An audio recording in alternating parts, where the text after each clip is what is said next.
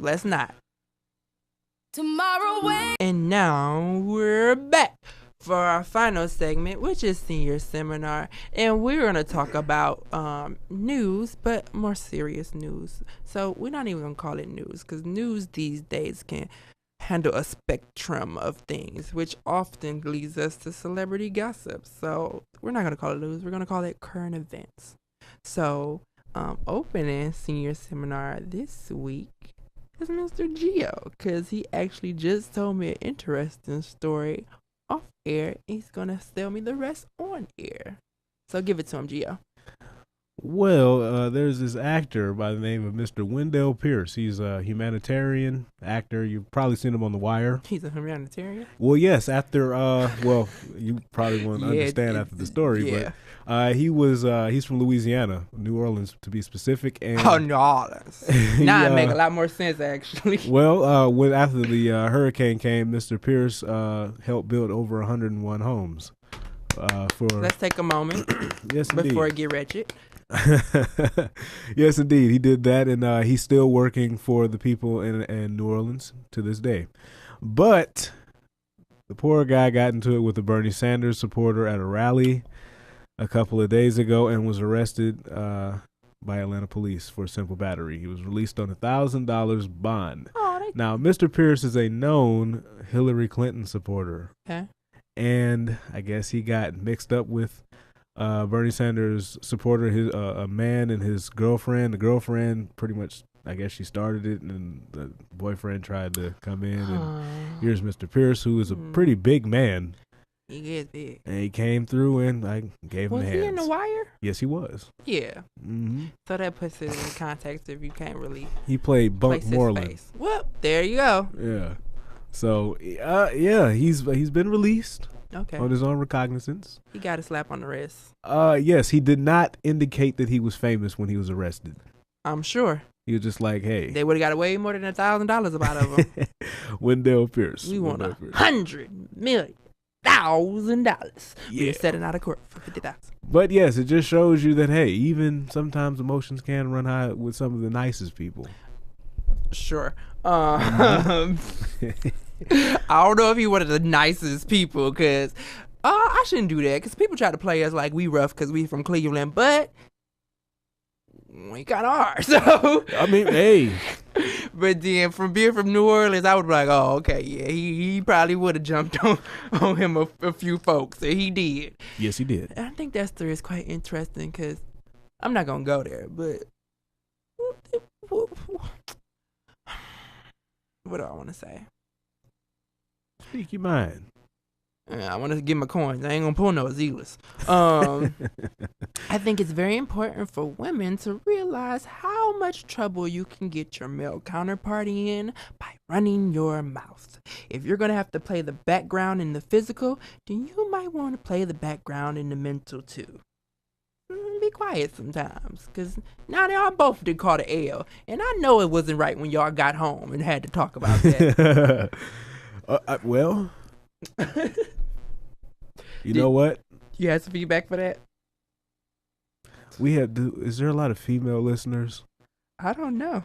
You know I feel like it might be. I'm going to keep this to myself. You was the devil's advocate anyway, so go ahead and piss them off. Give them something to listen to. Listen, my homie Tupac. I love y'all.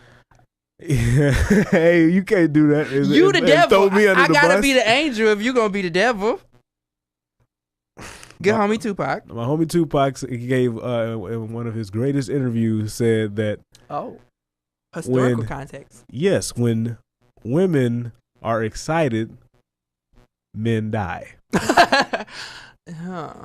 Because you've never been to a funeral where there was a woman that was excited the night before. If you think what I'm saying, if you pick up what I'm putting down here, everything usually starts with a woman somehow. In great ways too, because women have made a lot of political strides for. I'm being an angel. Women have made a lot of political strides for the betterment of not only black man but the world as a whole.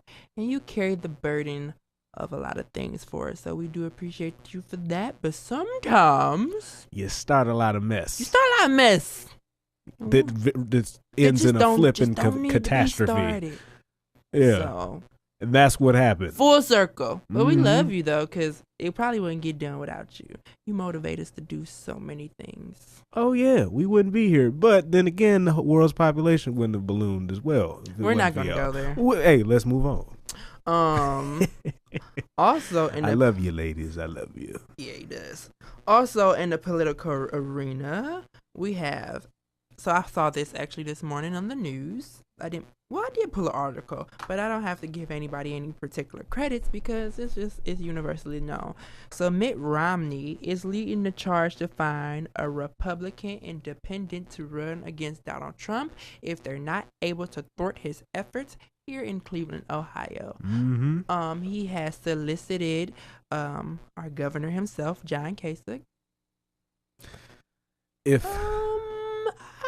I think it's quite interesting that he's actually a real candidate. Like, people are they paying attention to him? Well, John Kasich is, this is, I wouldn't say my Republican leanings, because I don't have many, but he's an actual reputable politician. Okay. He's been a solid politician. All I know is the Pell Grant got different when he got into office. Well, I mean, I didn't say some of this stuff was deplorable. I'm saying he's a... And I know it didn't get different for religious schools, and that kind of pissed me off. I'm like, oh, so you're just going...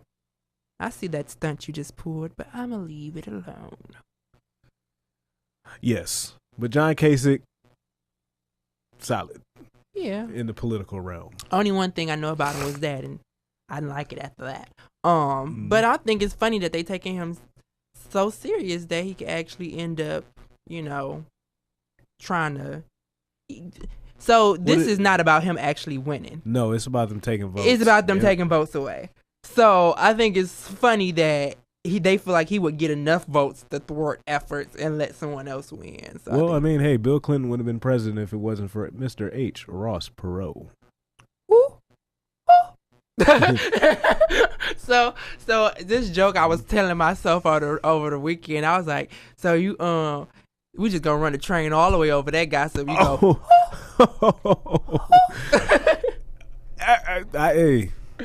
I don't know what that means.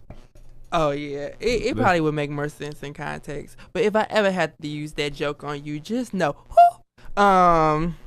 So other people, Mark Cuban, who actually would have a chance. Hey. John Kasich, just to clear that up, he said he is not interested and he would absolutely not do that because he actually would intend on winning. So he's not going to throw his hat in the ring. Okay, that's where John loses me. I'd vote for Mark Cuban. But Mark Cuban, who's also a millionaire and an entrepreneur and a reality star. Owner of the Dallas Mavericks. Okay. See, you left that out, man. That's important to me. Voting populace shouldn't consider that.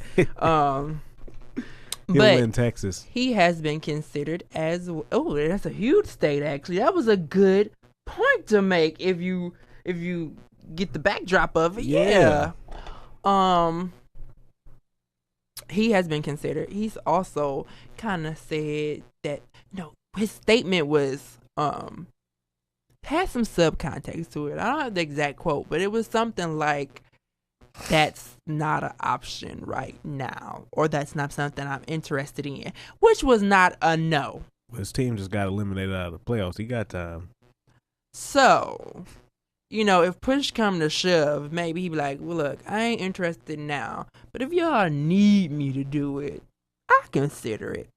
So this could get really interesting because Barney don't look like he going nowhere. Uh-oh. Poor Bernie. I don't think it's poor Barney. Poor media for not giving him the coverage because he stay winning. Well, he does. The problem is that he's cutting into their business. That's the thing. He's talking about, hey, let's regulate this and let's regulate that. And I don't want to go too far into it, but like he's saying stuff that nobody really wants to hear. Yeah. But needs to be said. Like for you and myself, like we're stakeholders in that. However, the media, that's shut him owned up. by. Shut him up. Get him quiet, quick. We don't right yeah. along. They got a movie on that too that's coming out that I want to see. What? It's on Wall Street. Have you seen it? I think it's starring George Clooney. Not aware. Where he's some disgruntled guy comes in he lost all his money on the stock market. He runs into the place, takes everybody hostage on the stock exchange floor, and does it on live TV. He says, "I want my money back." And he said, "I'm gonna kill everybody unless I get my money back." But they start shooting at George Clooney, the stockbroker, because George Clooney knows stuff, and if they're on national TV, he can tell all the secrets. I got to see that movie. Oh. That's interesting. I need to know the name of it. Conspiracy-ish. Do your Googles while I tell this story. So, in our final article, actually, I'm kind of a part of the media problem. Oh, wait, no. Well, yeah, I am. Because while we're all paying attention, this was the head of the article I read.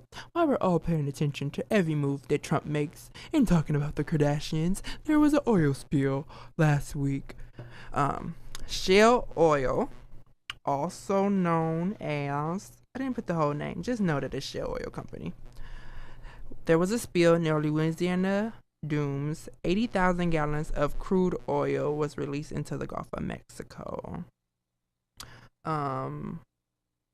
They closed the line on Friday and it was back up by Sunday, and no fisheries were actually closed. According to the U.S. Coast Guard press release, the spill has been contained. Shell noticed the leak originally as 2 helicopters reported seeing a 2x13 mile sheen across the Gulf of Mexico. How much can the Gulf take? Yeah, I know. And a part of the article was that they haven't even recovered from the BP spill. So here we are again. Did I mention fisheries were not closed? But yeah, I'm gonna stay away from the Walmart tilapia.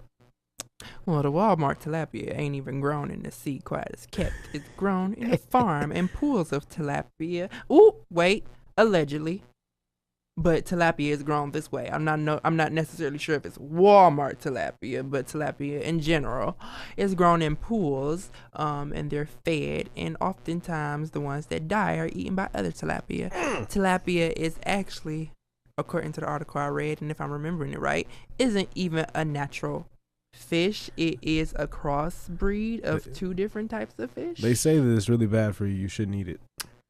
So yeah. And here I am thinking I'm doing good by throwing one of them fillets in the skillet and putting it in my salad, not knowing that I'm jacking myself up. So, I don't eat tilapia no more.